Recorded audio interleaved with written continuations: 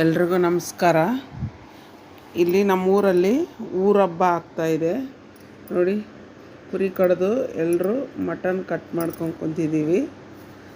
ಊರಹಬ್ಬ full ಇಡೀ ಒಂದು ಕುರಿ ಇದು. ಇದ್ರದ್ದು ಸಾರು ನಾನೇ ಮಾಡ್ತೀನಿ. ಎಲ್ಲ ಕಟ್ ಮಾಡ್ತಾಯಿದ್ದೀವಿ ಕುತ್ಕೊಂಡು ಎಲ್ಲರೂ. ಎಲ್ಲ ಕೆಲಸ ಮಾಡ್ಕೊತಾ ಇದ್ದಾರೆ. ಬೋಟಿ ಕ್ಲೀನ್ ಮಾಡ್ತಾರಲ್ಲಿ. ನಾವು ಕುರಿ ಕಟ್ ಮಾಡಿ ಸಣ್ಣ ಸಣ್ಣದಾಗಿ ಕಟ್ ಮಾಡೋದು ಪೀಸಸ್ಸು. ಇವಾಗ ಎಣ್ಣೆ ಹಾಕ್ಬಿಟ್ಟು ಪುದೀನ ಹಾಕಿ ಮಟನ್ ಹಾಕ್ತಾಯಿದ್ವಿ. ಫುಲ್ ಇಡೀ ಒಂದು ಕುರಿ ಮಟನ್ ಇದು. ತಿರ್ಗಿಸ್ಕೋಬೇಕು ಇದನ್ನು.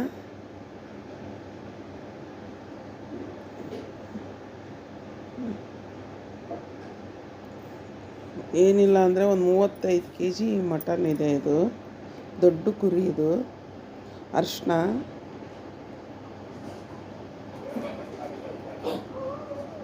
ಪುಡಿ ಹಾಕ್ಕೊಂಡಿದ್ದೀನಿ. ಇವಾಗ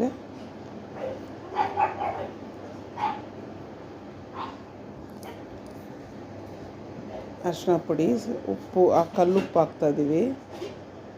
ಅರಿಶಿನ ಪುಡಿ, ಸಾಲ್ಟು ಹಾಕ್ಬಿಟ್ಟು ಚೆಂದಾಗಿ ತಿರುಗಿಸ್ಬೇಕು. ಮಟನ್ನು ಚೆನ್ನಾಗಿ ತಿರುಗಿಸಿದ್ದೀನಿ. ಚೆನ್ನಾಗಿ ಈ ಥರ ಅರಿಶಿನ ಪುಡಿ ಉಪ್ಪು ಹಾಕ್ಬಿಟ್ಟು ಚೆಂದಾಗಿ ಈ ಥರ ಮಾಡ್ಕೋಬೇಕು. ಹಸಿ ವಾಸನೆ ಎಲ್ಲ ಮಟನ್ದು ಹೋಗುತ್ತೆ. ಇದು ಶುಂಠಿ ಪೇಸ್ಟು. ಏನಿಲ್ಲ ಅಂದರೆ ಒಂದು 200 ಗ್ರಾಮ್ ಶುಂಠಿ ಪೇಸ್ಟ್ ಹಾಕಬೇಕು. ಯಾಕಂದರೆ ಫುಲ್ಲು ಒಂದು ಕುರಿ ಅಲ್ವಾ ಇದು. ಇವಾಗ ಬೆಳ್ಳುಳ್ಳಿ ಪೇಸ್ಟ್ ಹಾಕ್ಕೋಬೇಕು. ಇದು ಬೆಳ್ಳುಳ್ಳಿ ಪೇಸ್ಟು ಒಂದು 250 ಗ್ರಾಮ್ ಹಾಕ್ಕೊತೀವಿ. ಬೆಳ್ಳುಳ್ಳಿ ಪೇಸ್ಟು ಇದು ಒಂದು 2 kg ಈರುಳ್ಳಿ ರುಬ್ಬಿಟ್ಟು ಪೇಸ್ಟ್ ಮಾಡಿ ಇಟ್ಕೊಂಡು ಹಾಕ್ತಾಯಿದ್ದೀನಿ. ಏನಿಲ್ಲ ಅಂದರೆ ಒಂದು 150-200 ಜನ ಊಟ ಮಾಡೋವಷ್ಟು ಸಾರು ಮಾಡಬೇಕು. ಭಾಳ ಜನ ಬರ್ತಾರೆ ಇಲ್ಲಿ. ಇದು ತೆಂಗಿನಕಾಯಿ ಹಾಕ್ಕೋಬೇಕು. ಇವಾಗ ನಾನು 2-3 ತೆಂಗಿನಕಾಯಿ ಒಡೆದು ಚೆನ್ನಾಗಿ ರುಬ್ಬಿಟ್ಟು ಹಾಕ್ತಾಯಿದ್ದೀನಿ.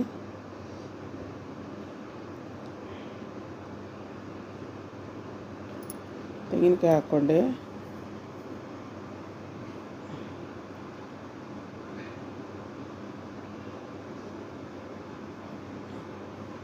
ಇದು ಗಸಗಸೆ ಬರುತ್ತಲ್ಲ, ಒಂದು 100 ಗ್ರಾಮ್ ಗಸಗಸೆ ರುಬ್ಬಿ ಸಣ್ಣಕ್ಕೆ ಅದ್ರ ಪೇಸ್ಟು.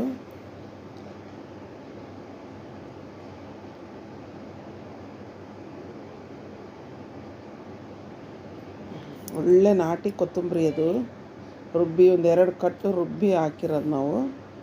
ಚೆನ್ನಾಗಿದೆ ನಾಟಿ ಕೊತ್ತಂಬರಿ ಸೊಪ್ಪು.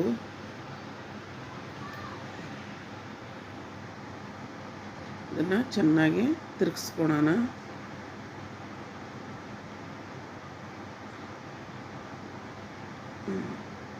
ದುಡ್ಡು ಇದರಲ್ಲೇ ತಿರುಗಿಸ್ಕೋಬೇಕು.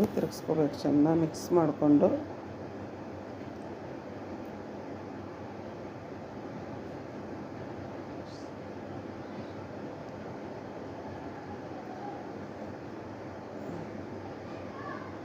ದೊಡ್ಡ ಪಾತ್ರೆ ಇದು. ವಿಡಿಯೋದಲ್ಲಿ ಚಿಕ್ಕದೇ ಕಾಣ್ತದೆ, ಭಾಳ ದೊಡ್ಡ ಪಾತ್ರೆ ಇಟ್ಟಿರೋದು ನಾವು ಸಾರಿಗೆ. ಇದು ಒಂದು ಮಟನ್ ಮಸಾಲ ಹಾಕ್ತಾಯಿದ್ದೀವಿ ನಾವು. ಅಂಗಡಿ ಮಟನ್ ಮಸಾಲ ಇದು.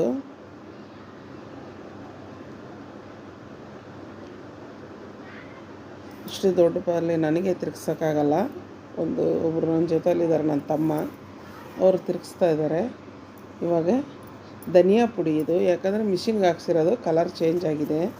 ಖಾರದ ಪುಡಿ ಹಾಕಿ ಇದನ್ನು ಹಾಕಿದ್ವಲ್ಲ ಅದಕ್ಕೆ. ಧನಿಯಾ ಪುಡಿ ಏನಿಲ್ಲ ಅಂದರೆ 150 ಗ್ರಾಮ್ ಧನಿಯಾ ಪುಡಿ ಹಾಕಿದ್ದೀನಿ.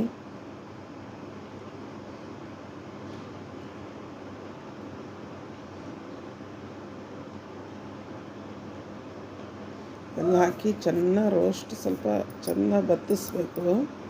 ಮಸಾಲೆಲ್ಲ ಹುರ್ಕೊಂಡು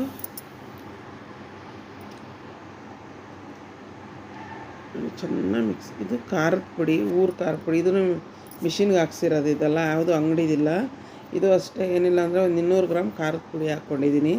ನಮ್ಮ ಖಾರ ನೋಡಿಕೊಂಡು ಹಾಕ್ಕೋಬೇಕು ನಾವು, ರುಚಿಗೆ ತಕ್ಕಷ್ಟು. ಊರ ಕಡೆ ಎಲ್ಲ ಸ್ವಲ್ಪ ಖಾರ ಕಡಿಮೆ. ಇದು ಕಲರ್ ಚೆನ್ನಾಗಿದೆ ಈ ಪುಡಿ.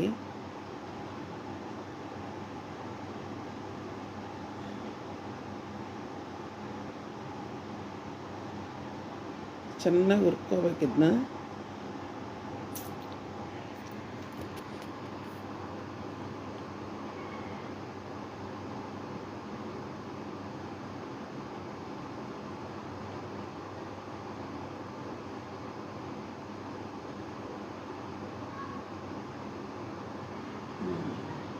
ಚೆನ್ನಾಗಿ ಹುರ್ಕೊಂಡಿದ್ದೀನಿ ಇವಾಗ ನಾನು ಇದನ್ನು.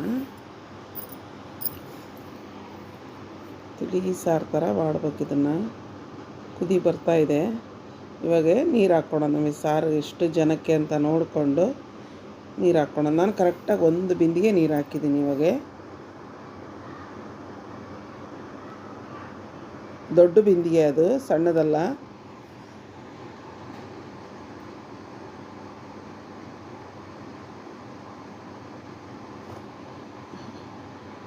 ಚೆನ್ನಾಗಿ ತಿರುಗಿಸ್ಕೊಂಡು ಮಿಕ್ಸ್ ಮಾಡಬೇಕು ನೀಟಾಗಿ. ಈ ಅದಕ್ಕೆ ಇರಬೇಕು ಸಾರು. ಇದಕ್ಕೆ ಬೇಗ ಚೆನ್ನಾಗಿ ಕುದಿಬೇಕು.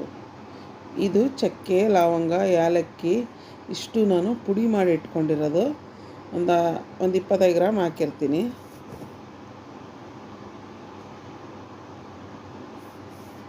ಇವಾಗಿದು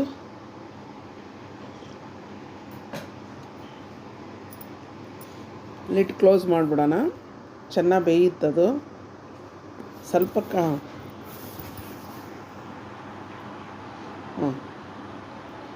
ನೋಡೋಣ ಬೆಂದಿದೆಯೇನೋ.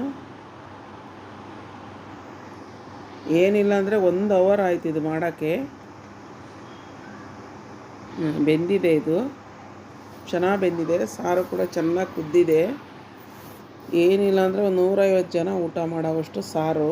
ಇದ್ರ ಜೊತೆಗೆ ಮುದ್ದೆ ಮಾಡಿದ್ದೀವಿ ನಾವು. ಸಾರು ರೆಡಿಯಾಗಿದೆ. ಇಳಿಸ್ಕೊಳೋಣ. ಭಾಳ ದೊಡ್ಡ ಪಾತ್ರೆ. ನೋಡಿ, ಸಾರು ರೆಡಿಯಾಗಿದೆ.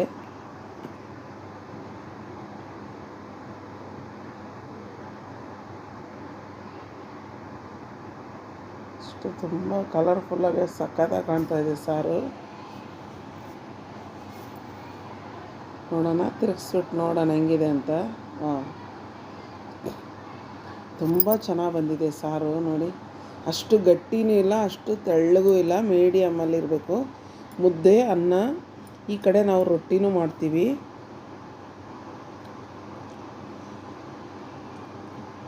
ಈಗ ರೊಟ್ಟಿ ಮುರಿದಾಕಿ ಅದ್ರ ಮೇಲೆ ಸಾರು ಹಾಕ್ಕೊಂಡು ತಿಂತಾರೆ. ಅದಕ್ಕೆ ಸ್ವಲ್ಪ ತಿಳಿ ಥರನೇ ಇರಬೇಕಿಲ್ಲಿ ಸಾರು. ಸಖತ್ತಾಗಿ ರೆಡಿಯಾಗಿದೆ. ಇದೇ ಥರ ನೀವು